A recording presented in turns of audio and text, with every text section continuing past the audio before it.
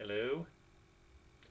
Okay, so the whole Somali daycare scam thing has been in the news recently, which I was going to skip altogether.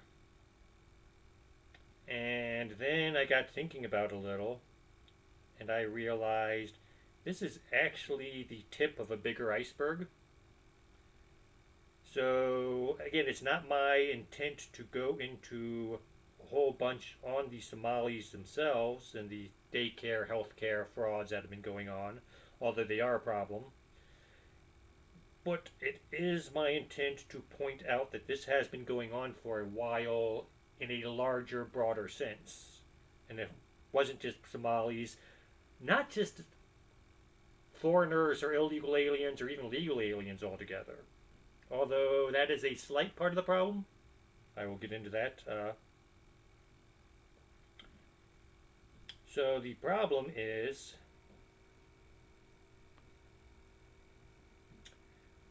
or the reality, let's say, is I worked for a university for several years doing health and safety inspections for research labs. And a lot of what I'm seeing going on with the Somali problem is stuff I've experienced for years 30 years doing this.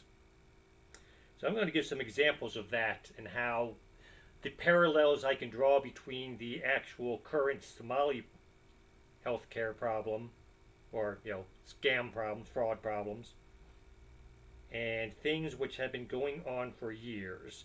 And just to point out, how did we get to this point? Well, it's been going on, and again, it's not one specific group of people.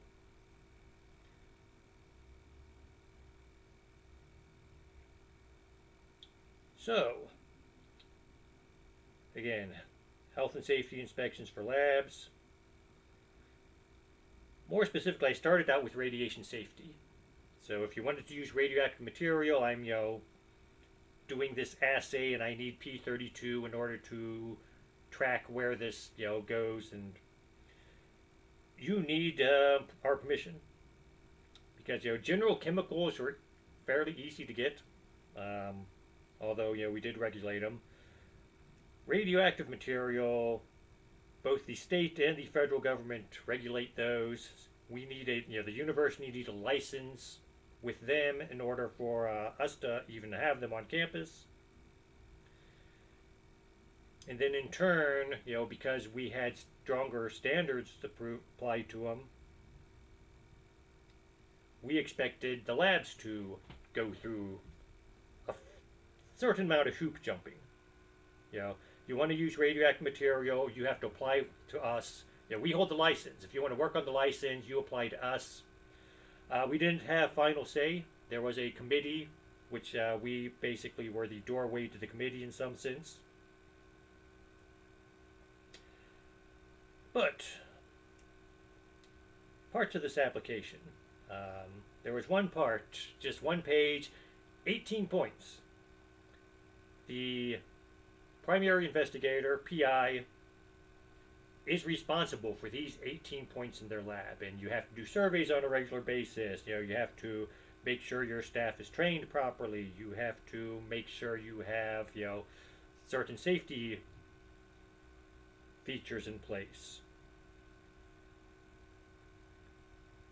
Contact us if you need something surveyed before it's repaired, stuff like that, because we have to check things out for contamination, stuff like that. That was our office's main job. But that was the major job of our office, not the main job necessarily.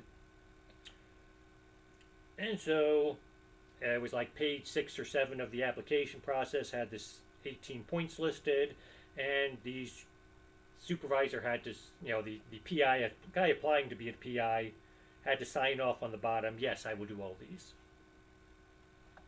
Now, a lot of people just signed off on it, didn't bother to read it.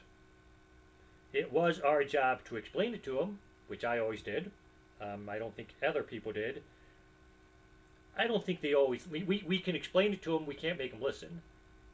Because I talked to people who I was pretty sure 5 minutes later didn't have a clue what I had told them. How dare I, the non PhD holding person, tell the PhD holder what to do. There was a lot of ego going on here. So, go in for an inspection, find something wrong, write a violation, because that's part of the job. They'd act surprised. But wait a second, Joe. Here's your application. You signed off saying you would do this. No, they signed something without knowing what they were signing, basically. Or they had the idea we would step in like the magical genie that they thought we were, and if they had a problem, we'd just correct it. No, you were signing off on this. You can get a violation for it. But it was racist for me to give people violations. I was accused of racism for this. Now, fortunately, they didn't take it to human resources. They went to my boss. And my boss, anytime I write up a violation, he actually has to sign off on it. So, he knows, yeah, I gave this violation to 5 other people who were all white. I'm not just giving it to you because you're Asian. That's most of the people who accuse me of racism were Asians. A lot of Asians liked me, but there were a few who wanted to have their own way, and so the fast track to that was accusing someone of racism.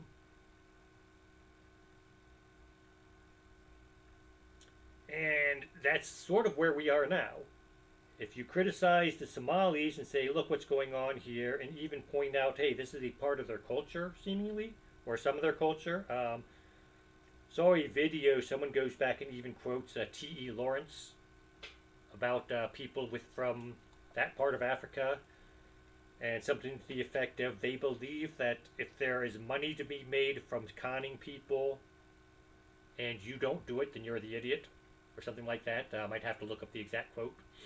And again, that's not all Africans, that is not necessarily all Somalis, but it is a part of the culture which at least a segment of them believe in. So we shouldn't be surprised. That was 100 years ago T.E. Lawrence was writing. And again, just mentioning this, look, why is this problem all people of this one group in this one area, although now they're looking into it, they're finding out it's more than just Minnesota where this is happening. Well, you're a racist if you bring this up. And I have mentioned in past videos about how courts are like giving 2 different laws because, well, it's racist to not consider their culture before we judge them. So that's one thing that stood out. As I was thinking about this was, yes, I've been accused of racism for doing my job, for actually treating everyone as equal. And now we have, if you want to point out, look, there's a problem, and most of the people doing it seem to be Somalis, you're a racist, even though it might be the truth. There was one major news outlet, I believe it was CBS, I could be wrong on that. Well, we looked into this and we found out that all except 2 of these daycare centers were licensed. Okay. Well, yeah, and if you do the paperwork, you can get a application to use radioactive material. Doesn't mean you're going to do it properly. Doesn't mean you're going to follow the rules like you say you're going to do on the paperwork. Doesn't mean it's not just going to be rubber stamped. So I had one guy. This guy was actually European, so not racist here. Wanted an application to use radioactive material. Filled out the application, submitted it. I was reviewing it because that was part of my job too. Send it back. You got this, and this wrong. You gotta fill this out properly. Now, this happens a lot. Very rarely does the first submission of an application go through.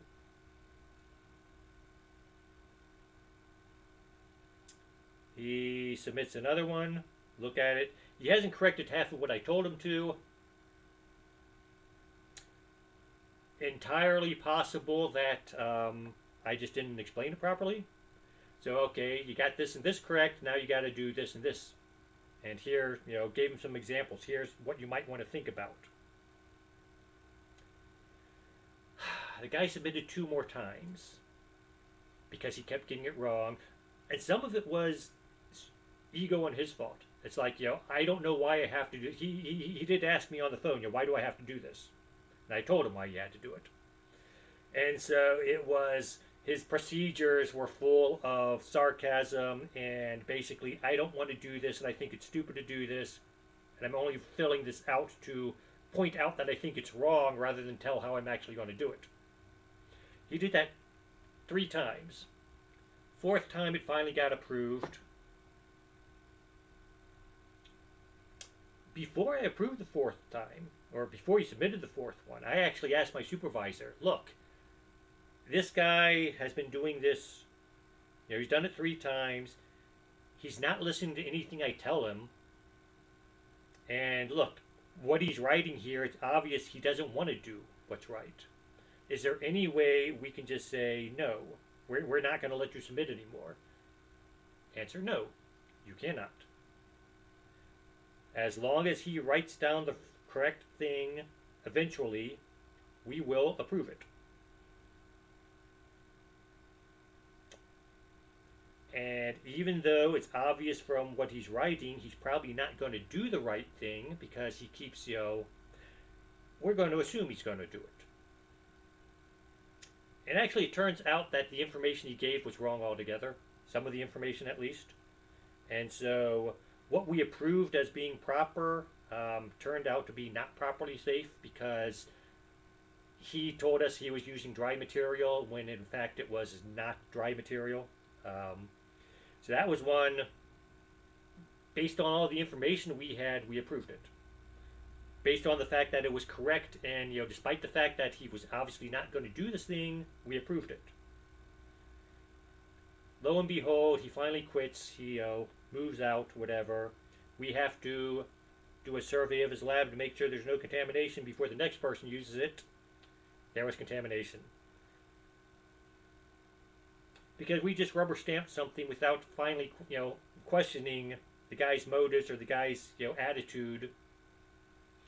And that's happened in the past. 9/11, they gave the list of, there was like front page news. There was like a picture of all the people they thought to be involved. And some people looked into it and realized some of these guys who hijacked the planes applied for entry 2 or 3 times, were turned down because they were security risks. Just apply a 2nd time, apply a 3rd time. Just keep doing it until somebody just doesn't look closely at your application.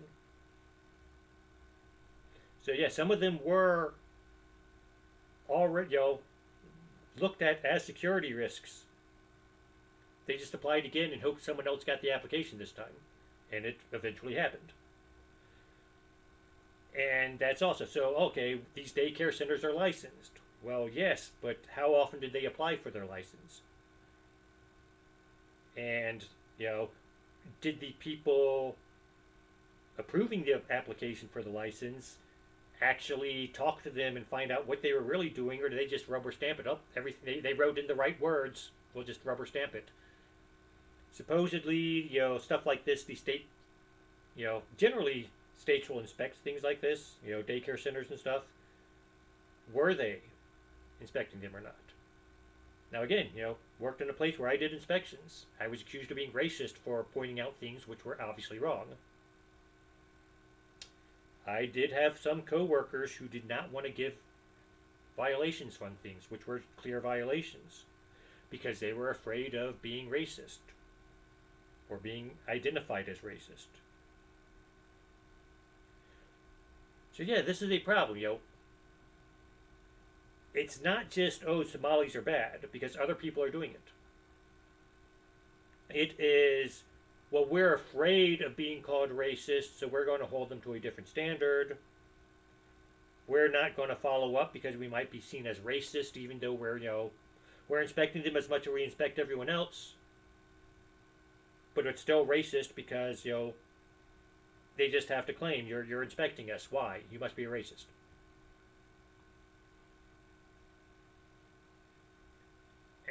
And we're gonna, like I said, it's not just the Somali daycare centers, healthcare centers are just the latest in a long line of things where the problem is not the people themselves. The problem is in part the system. The problem is in part the society being afraid to hold everyone to an equal standard. And that's it. Have a nice day.